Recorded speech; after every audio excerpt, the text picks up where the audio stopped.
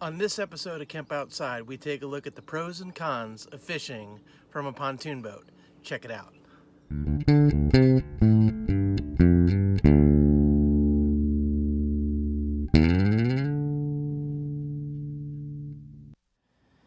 Hey guys, I'm Kevin with Kemp Outside, your inside source for all things outside.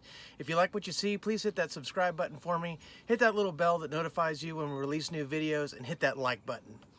So, I love to fish. It's one of my favorite things. It's what one of the things that Kemp Outside is about, is helping moms and dads take their kids camping, hiking, fishing, getting outside, learning about nature, and developing a conservation ethic. So with that, today we are looking at the pros and cons from fishing from a pontoon boat. So if you know, if you watched my channel for a while, you know that I own a pontoon boat. I own a Sylvan 8520 Mirage. It's a 20-foot pontoon boat with a 115 horse Yamaha outboard on the back. And it is the 4-point fish model. Which means that it has fishing chairs on all four corners of the boat, and it has live wells front and rear, and then I've got, I'm set up with Garmin, GPS and chart, and fish finders, down scan and side scan sonar, and all that stuff, and chirp and all that. And I love that boat, guys. So I'm based out of Tampa, Florida, and I've had that boat 12 miles out in the Gulf of Mexico on admittedly a good weather day, but I do a lot of fishing in the bay. We put a lot of fish on the boat. Love that boat. So today I'm up in Cross Lake, Minnesota. My wife's family has a cabin in Cross Lake, and so we come up here in the summertime and we fish for largemouth bass and northern pike, and sometimes I bring my pontoon boat. Pontoon-A-Fish is what we call it. But sometimes I come up and I just fish off my father-in-law's boat. Well, he is not a hardcore fisherman. You know, he fishes occasionally with the grandkids, and that's good enough. And every once in a while he'll do like a guided walleye trip or something like that, which is great. But he's not a hardcore fisherman, and most of the people in his family are not hardcore fishermen. So it wouldn't make sense for him to have a fishing boat. What they do have is they have a Sylvan 8520 Mirage Cruise-N-Fish pontoon boat. It's a 20-foot pontoon boat. It's set up very similar to mine in the rear, in that it has two fishing chairs in the rear and a live well and a bait station with some rod holders. I'm going to show you that in a minute. But up front it has the traditional pontoon boat seating, and then it has a little Humminbird in-dash fish finder with GPS that works great. And so I come up here and I fish off this pontoon boat, and I catch some fish. I don't do as well as I would like to. Part of that is because I'm not up here fishing all the time, and so I don't know the lake as well. Or in this case, it's a chain of lakes, so I don't know the chain of lakes as well as I would like. But also, it doesn't have some of the things that fishermen are really accustomed to having. Things like trolling motors, and then maybe if you have a power pole or something like that, some kind of shallow water anchoring system. And then as well as it isn't equipped with all the fish finding sonar and stuff that I typically use. So it's a challenge, but hey, I'm out here. It's beautiful. I mean, if you can see behind me, guys, it doesn't get any better than this. I'm shooting this at 7:30 at night on July 2nd. It's beautiful out here. So I have nothing to complain about. But I thought that I would shoot this video to talk to you about the pros and cons of fishing off a pontoon boat, because I fish off two of them. So the pros. First of all, it's an amazing family boat, and it's incredibly stable. If you are at all prone to seasickness and you don't like boats rocking and that kind of stuff, a pontoon boat is great because it's nice and wide. The pontoons are way out on the sides of the boat, so it doesn't have a lot of tip. It basically it rocks just a little bit, and obviously the bigger the waves, the more it rocks. But it's a very, very stable platform, very easy to fish off of, very easy to get in and out of. It's got doors in the front, on the side, in the rear. It's got a swim ladder. It's a very, very easy boat to get in and out of. It can seat a lot of people. Man, a bald eagle just flew by me. That's amazing, guys. Anyway, sorry. And then a loon is calling in the background. Did you hear that? Minnesota, baby. Fish, Minnesota. But it is a great, great, great platform for fishing because it's nice and wide. You can seat a lot of people. It's very comfortable. It has a huge bimini top. Most pontoon boats do, so you can get in out of the sun. And it's great for kids. It's got nice high sidewalls, so you're not worried about the kids falling out of the boat. Typically they have plenty of storage. With a 115 on the back of this 20-foot pontoon boat, it'll do 20-25 miles an hour. So as long as you're not going out in rough seas, you know, these are for lakes and bays, rivers and streams, things that, you know, where you're not facing big waves or big choppy water. Pontoon boats have come a long way. This isn't your grandfather's pontoon boat that had the 25 horse motor on the back and that just put along at 5 miles an hour. These things are fantastic. So with that, let me give you a little tour of this pontoon boat, and we're going to talk more about the pros and the cons of fishing on a pontoon boat. Okay, so I want to start at the bow of the boat. I think we'll just work our way you know, forward to aft. So up here on the bow, I'm going to turn the camera around so that you can see it. But I'm going to show you the general seating. And so that's not really that conducive to, you know, fishing because of the way the seats are. Most anglers like to stand and cast. And so there's really only room for one, maybe two people up here on the front of this pontoon boat. And then the other thing that's a downside for this boat is that it's carpeted. And so, you know, it's not so good if you're gonna have fish, and occasionally, you know, if you hook a fish in the gill or something like that, you have fish blood and that kind of thing. So I'm gonna turn the camera around, I'm gonna show you the front of the boat. So here's the front of the boat as we have it set up. So there's, you know, a couch on one side, and then there's the access door, and a couch on the other. And you can see the carpeting on the floor. And that's nice marine grade carpeting, so it can get wet, it dries quickly. And then you can see my dog Ellie is hard at work here out here fishing with me. And then over here I've got some tackle, but there's the side door. So it's very easy to get in and out of this boat when it's at the dock. And these seats are very, very comfortable for cruising. There's a reason why they call this model the Cruise-N-Fish, is that up front it's really set up for cruising. Now for one person, it's very easy to stand up there and fish, or you could have one person stand up there at the front door and another person stand off to the side door, and you could fish two people very comfortably. But it isn't very comfortable for sitting down and fishing for anglers who need to sit down. But again, it is a very comfortable boat for cruising. And I mean, guys, look at where I'm fishing. I mean, seriously, if you don't fish Minnesota, why not? This place is beautiful. So anyway, that's the front of the boat. Now, there's another thing that for these models that have a full front door, there's no place to put a trolling motor. And that's an electric motor that fishermen use to position themselves. Sometimes they can move the boat rather slowly to catch different areas, you know, at different angles, or to hold themselves in the wind. There's lots of reasons to use a trolling motor. This boat doesn't have room for a trolling motor. So if you're a serious fisherman, this kind of boat, that's definitely a con for you, because any serious fisherman will probably want a boat with a trolling motor. Okay, so that's the front of the boat. Now I'm going to show you the middle of the boat and the rear. Okay, so starting with Ellie again, because she is so darn cute, I'm going to show you the helm. So on pontoon boats, most of the time the helm is on the starboard side, but they are starting to make center console pontoon boats, which is pretty crazy. And then there is the typical L-shaped couch with the table. And then under there, by my bag, you can see a hinge there.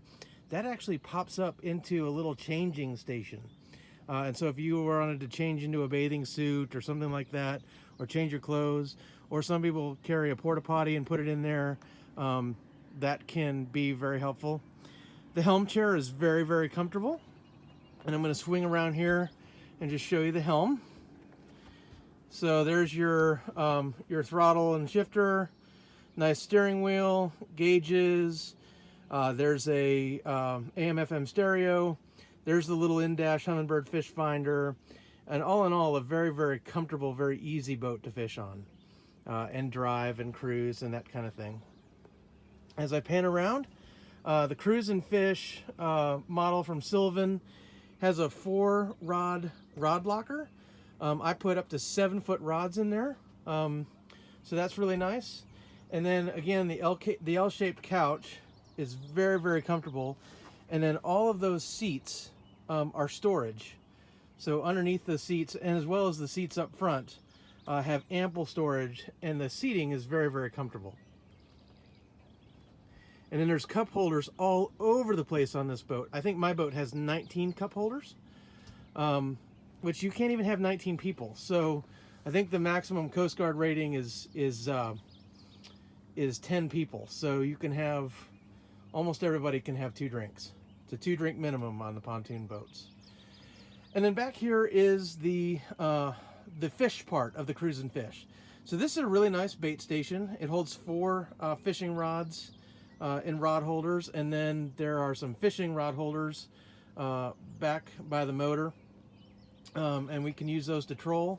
It has a place to store pliers or other fishing tools, cup holders, and then here is the live well. There's only 1 live well on this boat, unlike my boat that has 2. Move that spinnerbait out of the way. It has a nice deep live well. It's very easy to use. And then there's a switch on the dash, and then of course a ruler, 18-inch ruler. There's the 115. Now this boat is equipped with a tow bar for water skiers, and guys, this thing pulls tubes and water skiers. We do knee boarding, that kind of stuff. This boat is awesome for that. And then it has 2 seats in the rear. There's one over there, and then as I turn around, there's one right here. And these seats are fantastic to fish off of. And this is actually just like my boat. And then back where the back in the fish portion of the Fish and Cruise, it has vinyl flooring, which is great in case you get fish blood on it or anything like that. And then just to show you the stern, there's the swim ladder. Very easy to get in and out. And then there's a stern door. So very, very easy platform to fish off of, to ski off of, to cruise, you know, that kind of thing. It's great to fish back here.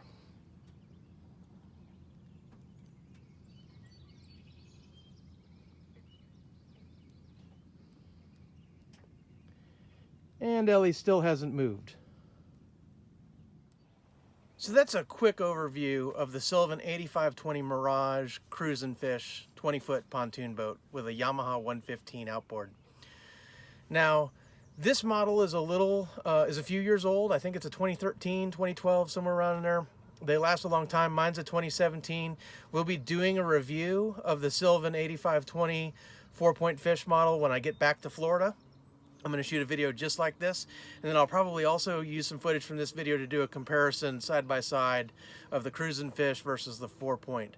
And when I get those done, I will have them down in the description of this video. So let's talk about the pros. Definitely stable platform, super comfortable, shady with the huge bimini top. You can seat a lot of people. Great power with the Yamaha 115. Easy with kids, easy to get in and on and off, easy to carry quite a bit of fishing gear. Has a rod storage locker, some rod holders. I love the bait station. Great things for fishing off a standard pontoon boat. Now let's talk about the cons.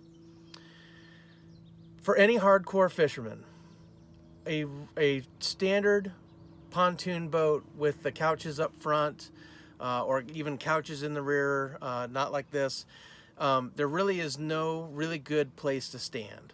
And so when you're fishing, that can be difficult, especially if you're fishing with multiple people. On standard fishing boats, like center console boats or even the dual console walleye boats that they have up here in Minnesota, you can easily fish 2 or 3 anglers on the front of the boat. That is not the case on pontoon boats with this setup, this configuration. Typically, when we're fishing here, we fish 1, maybe 2 people on the bow, and then 2 people, 1 on each side in the rear.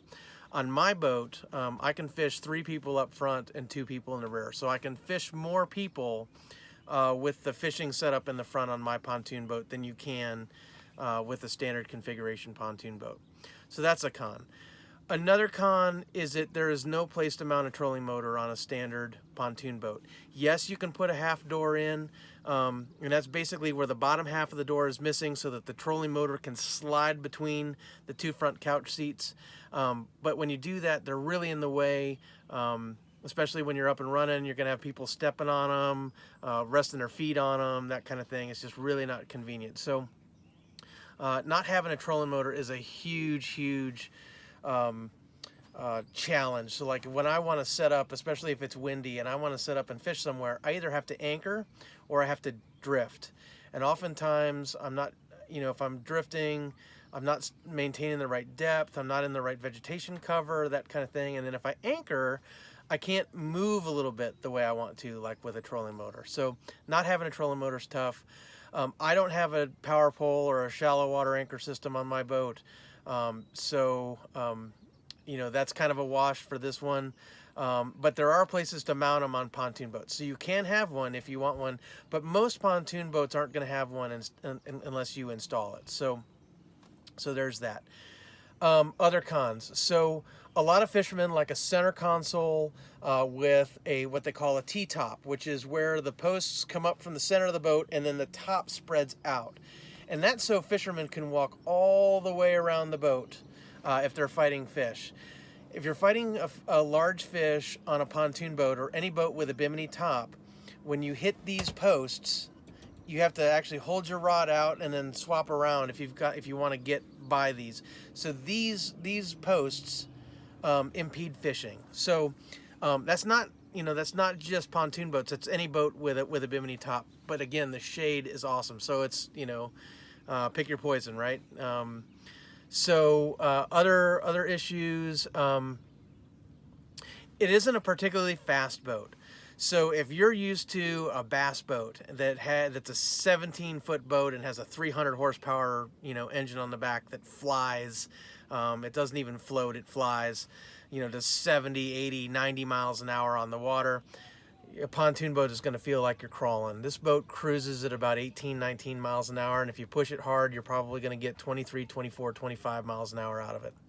So it doesn't go anywhere fast. And so if you're on a big lake and you want to get somewhere from point A to point B, on a pontoon boat, it's going to take you a while. But again, it's a great cruising boat for families. So it's a compromise. Fishing boats typically have a lot of rod storage and a lot of tackle storage. This boat doesn't have that. It does. We could use the underseat storage for tackle and that kind of thing, but because this is my father-in-law's boat, it's chock full of life jackets and stuff for skiing and tubing and that kind of stuff, which is great because that's what they use it for. So there's not a lot of room for fishing. It does have a rod locker. And those are nice, but they're not quite big enough. I think they work a whole lot better with bait casting rods than spinning rods, especially if you have spinning rods with large reels. There's not a lot of room in there. I can get 4 rods in there, but it's a real challenge. A lot of times I only put 3 in there. So that's okay.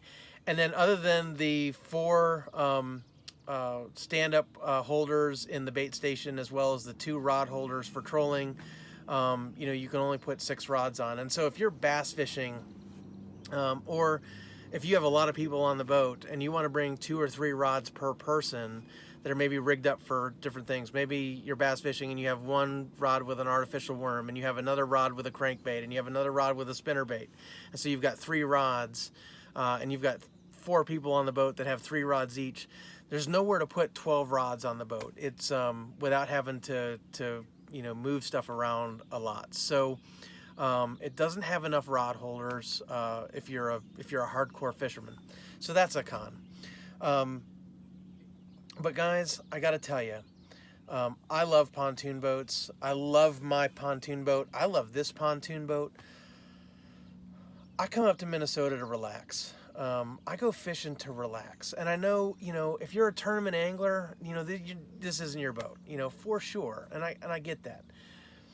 But if you're a mom or a dad out there that's considering buying a boat and you're trying to decide, you know, okay, I want to fish, I want to cruise with the family, I want to be able to haul it to the boat ramp. These boats are really light, by the way, guys. I mean, you can get a pretty big boat and pull it with a half-ton truck. I pull mine with a Nissan NV 3500 van.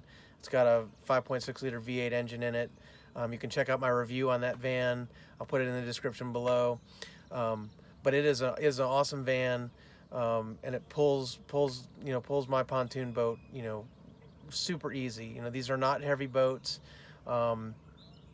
and so you know, if you're trying to decide, you know, I want a boat I can cruise on. I want a boat I can take friends with me. I want a boat where I can go tubing or water skiing or that kind of thing, and I want to fish. And if you've got small kids and you want easy in, easy out, if you've got any disabilities and so mobility is tough for you, man, pontoon boats are awesome, awesome fishing platforms. And so I just wanted to make this video so that you could see the pros and cons firsthand from a guy who fishes pontoon boats almost exclusively. So when I get back to Florida, I am going to shoot the video on my Sylvan 8520 Mirage 4-point fish that we lovingly call Pontoon Fish. You can follow us. You can follow that hashtag on Instagram, hashtag Pontoon Fish, and you can see photos of us fishing on that thing. And I try and tag all of my videos with that boat with hashtag Pontoon Fish. So check that out. And you can just see, you know, if you are considering a pontoon boat as a family boat, definitely give it a consideration. But keep in mind that there are some cons if you want to go fishing a lot on a pontoon boat. So guys, I am Kevin with Kemp Outside. We're your inside source for all things outside. I hope you found this video useful. If you did, please hit that subscribe button, hit that like button, hit that little bell icon that notifies you when we release new videos.